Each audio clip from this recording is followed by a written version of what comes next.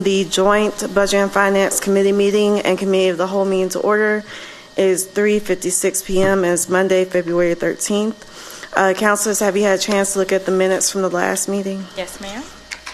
Is there a motion for approval? Second. All in favor say aye. Aye. The minutes from the last meeting have been approved. Now we're on to consideration of the consent agenda. Councilors, do you have any items you would like to place on consent? Yes. Madam President. All right. Items number 4 on page 1. Item number 6 and 8 on page 2. Item number 9 on page 3. Item 10, I believe, has been withdrawn by administration. Then items 11 through 29. And item number 17 of that group has also been pulled by administration. So that's items 11 through 29, with number 17 being pulled for consideration. Okay. Thank you, Madam President. Councilor Abbott. Just to confirm, both have been withdrawn or 10 and 19, was that? 17. 17. Yes, ma'am. Thank you. I move approval of the consent agenda. Second. All in favor say aye. Aye. The consent agenda has passed. So if your item was placed on consent, which we have passed, you can you're free to go for the afternoon. Okay. First item is item number 5, a resolution authorizing the mayor to execute and deliver a funding agreement with HBCU Spring Coming LLC, under which the city will provide funding to HBCU Spring Coming in an amount not to exceed $165,000 from monies received by the city under the American Rescue Plan Act, pursuant to Amendment 772, to assist as a sponsor in the 2-day event that celebrates the HBCU experience through events, panels, and service activities to be held in Birmingham, Alabama on March 17th through 18th, 2023. Move the item. Second. Ms. Lewis or Mr. Jackson? Hey, Madam Chair, we have Cornell Wesley from IEL to speak to this item. Okay. Well, good afternoon. Good afternoon. My name is Cornell Wesley, and I serve as the Director for the Office of Innovation and Economic Opportunity. HBCU Spring Coming is in its second year, returning back to Birmingham.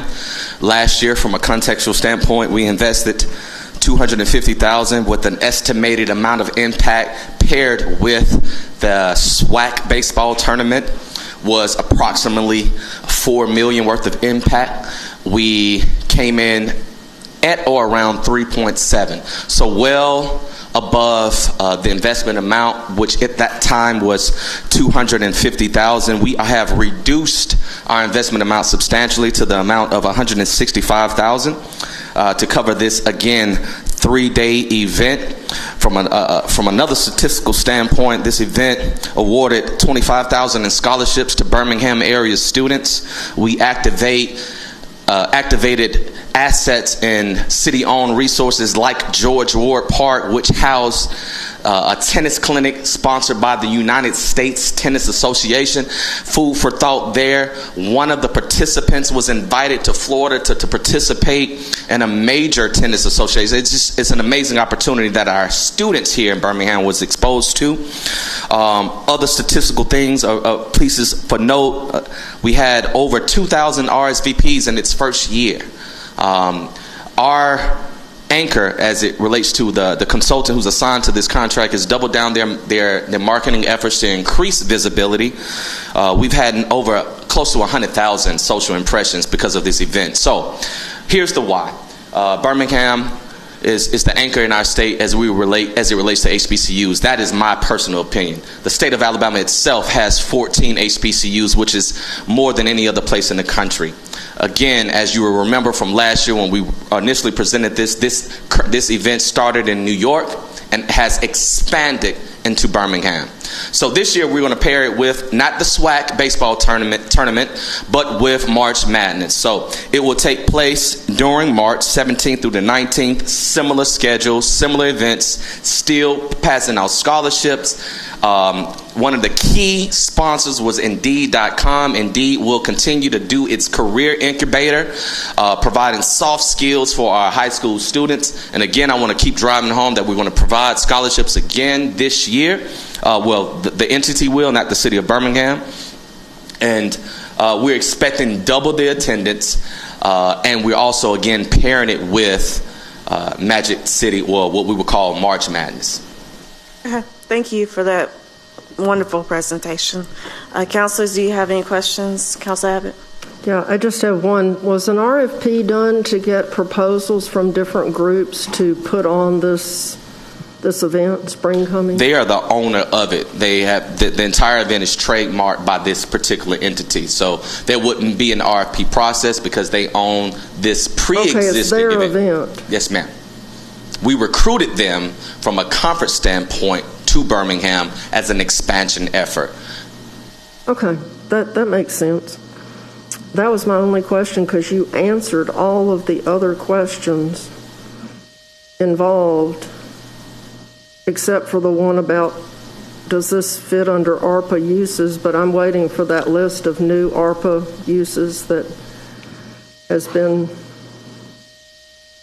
sent to us by the federal government, and I think we just haven't seen it yet. But feel pretty confident we've checked all our boxes. We've worked closely with our ARPA team, who've cross-referenced all of the appropriate administrative things that would be required for the use of these proceeds. And again, the line item for Food for Thought is the recruitment of conferences. This more than passes the test for that. okay, thank you. Thank you, Madam President. Madam Chairman. To Councilor Abbott's question, Ms. Amelia Muller is here. We'll make sure that information is provided to you all, but it is revenue loss replacement, so it is an allowable use. Yeah, and then it was kind of that follow-through on getting the list of new authorized uses sent to all the councilors so we can contemplate new uses for what little money some of us have left. Yes, ma'am. We got you all. She's here. We'll make sure you have. Thank you. Thank you. Thank you. Madam President? Thank you. I just want to again thank the administration for seeking out this type of event for the city. And of course, as you said, Alabama does have the highest number of HBCUs. So I did want to ask, do we know if we have, is this mostly in-town visitors, or do we have some visitors out? The bulk of that impact came from outside. Okay. So our hotel numbers reflect it as such. And also, from a statistical standpoint, this will be our first year as a city hosting rounds 1 and 2. Let me give you some context. Milwaukee hosted it last year. It was a $6.5 million impact for that city. If we came in $1 million under that, we would still quadruple our estimated impact. Very good. Thank you very much. That's my only question. Okay. Councilor Abbott, do you have any more questions? Yeah, I'm good. Okay, I'm good. Was there a motion? Yes. Okay, there was a motion and a second. All in favor say aye. Aye. Item number 5 passes. Thank you. Next item is item number 7, an amended and restated license agreement between the City of Birmingham, the Birmingham Park and Recreation Board, and the USFL League, LLC, to amend and restate the license agreement dated January 21st, 2022, the original agreement as authorized by the Birmingham City Council on January 11th, 2022 by resolution number 64-22. The city will provide in-kind services to USFL in the amount up to but not to exceed $500,000 to assist with the use of Legion Field Stadium, its personnel, police, fire, and rescue for the purpose of a practice facility in support of 2 USFL teams in the city in 2023. Second. Madam Chair, we have Attorney Alan Foster from the Office of the City Attorney to speak to this item. Okay, thank you. Councilors, again, excuse me. Alan Foster from the Office of the City Attorney. And the agreement, again, is an amended agreement of the agreement that the city entered into last year with the USFL. The city entered into a 3-year agreement with them, but we placed a clause in it that appropriation of funds would be necessary each year in the event that the city decided that it did not want to continue to support the program. This year, the program, again, they had 8 teams here last year. This year, they're only going to have 2 teams. They will only be utilizing Legion Field for practice at this point, and they will all of their games, I guess, that would be played in Alabama will be played at Protective Stadium. So this shows a different schedule that they have. So the amendment of the schedule and the uses of what we would offer this agreement states it, and is very minimal in change. Okay. What are the 2 teams? What's the other team? I know ours is the Stallions. It's the Stallions, and honestly, I can't recall the other team that's going to come, but I can get that information. New Orleans. Okay. Okay. Okay, thank you. Thank you. Okay. Madam President, do you have any questions? Just had one question. I actually participated in an interview the other day about the fact that the USFL is coming, bringing these 2 teams, or now we'll have 2 teams versus the entire, what do you call it, the hub. It included all the teams. Right. And just had a question. As you said, this is just reaffirming or reinstating the original agreement. So nothing changed. You know how we had all the community support before, and I believe they went out to our high schools and did certain things. I know you were involved in that, right, It's Counselor? in the contract. And it's the same thing? Yes, ma'am. Okay. That would be my only question, and thank you. Okay. Councilor Abbott? Yeah, and my question was, okay, this is $500,000 is for in-kind services. So do we actually give them $500,000 and then they give it back to us for using Legion Field and our police and fire and other personnel? How does that work? No, the in-kind services will be based on the city, I guess the city's chief of operations or chief of staff would determine when that would be used as far as the staff at each location and the support that we provide. I think there may be additional support that may go for salaries for Legion Field that the city would probably give, but it won't be anything that's given directly to the USFL. So it would just be incidental expenses that the city would incur. It just has an excess fund for that, so they would pull from that reserve.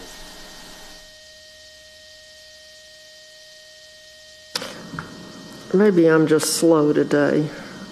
$500,000 does not change hands. Does not exchange hands. It's just just that we're going to offer that much if we need to do it. If we need to do it, yes, ma'am. As far as staff that may need to assist while they're practicing to open and change, so if there's additional hours for the staff, the ability to be able to pay and compensate them will come from this fund.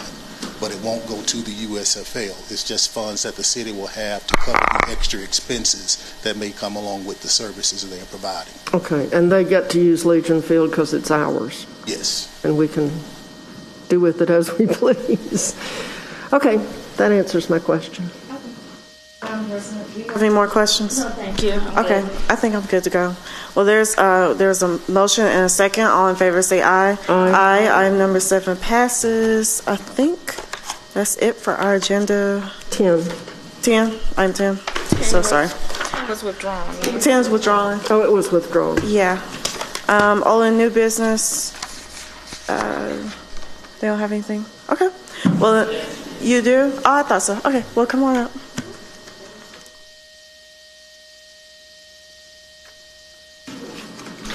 Good afternoon. Good afternoon. Christine Argo, serve as Strategic Projects and Innovation Division Manager for BDOT. And so I'm here today to talk to you guys about the RAISE grant that we will be applying for. It's due in the next 2 weeks. It's US DOT money.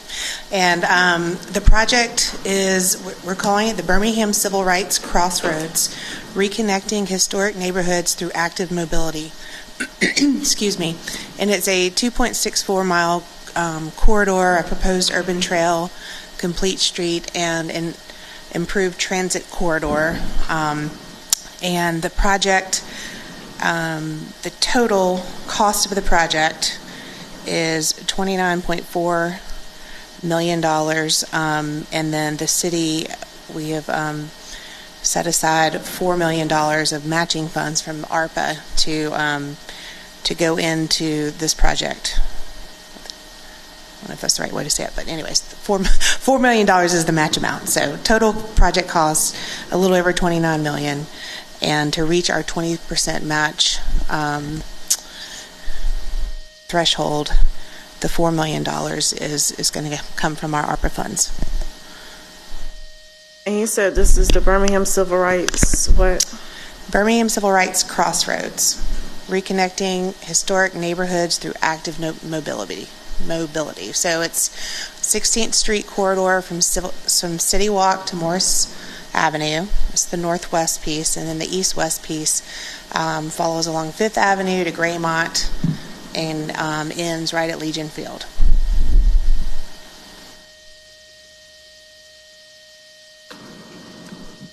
Okay, Councilor Abbott. Are you just telling this as information? I mean, this isn't an item on our agenda. You're just informing us that it's coming? We don't have any paperwork. I know administration asked this to be under Can you old repeat and that, new please? business. Is this for informational purposes only, Yes. correct? Yes. Okay. Just want to make sure. So, informational purposes only. Do you have any additional information other than what was given? Can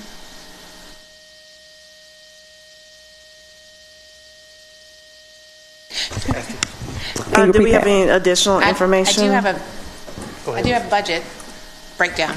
Yes, and I think some of this information has been conveyed to the council office. Go ahead and share that, and I'll come Okay. to share with you, Madam Chair.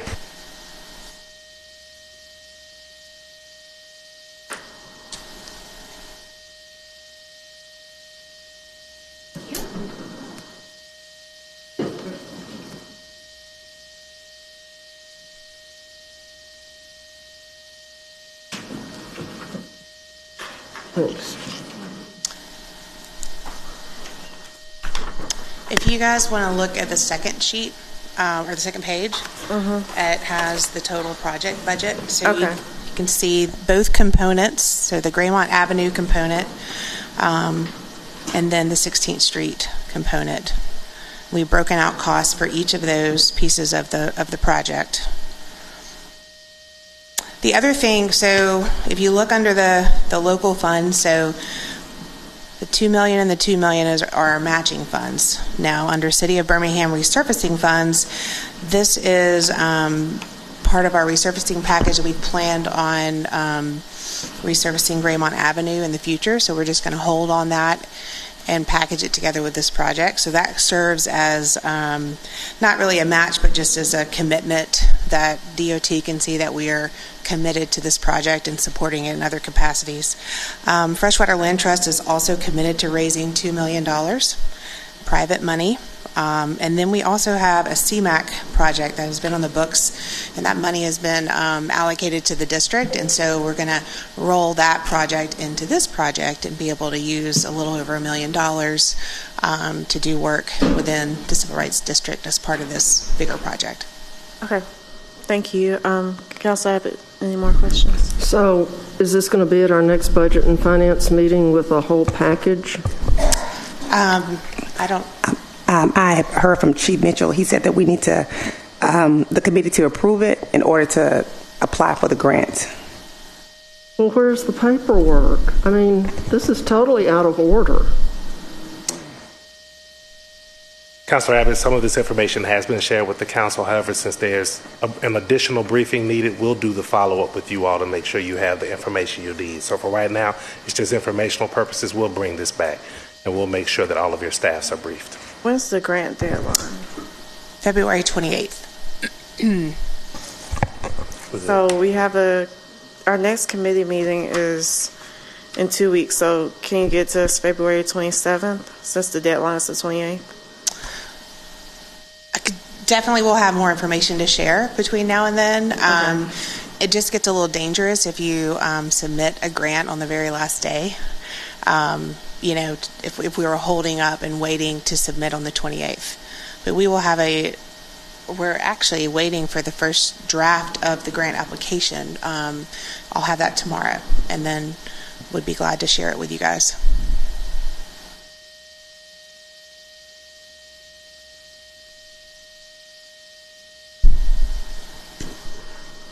Okay. When's the deadline? It's the 28th. 28th, that's a Tuesday. You have to submit by midnight. I mean, even if we have to have maybe a special call right after city council meeting But next we're week, not voting right now. I think that would, That's yeah, great. let's- Tomorrow, No. This is just for informational purposes only. So we'll just bring this one item, which is this grant, next week after council meeting. After council. We'll have a special call oh, meeting. special call, Yeah, budget and finance. Yeah, we're not voting on anything. So, okay. Well, we look forward Okay. to having more information. Great. Thank you. Thank you. Okay, the next Budget and Finance Committee meeting will be on Monday, February 27, 2023 at 3:30 p.m. Council members, is there a motion to adjourn? Second. All in favor say aye. Aye. Thank you.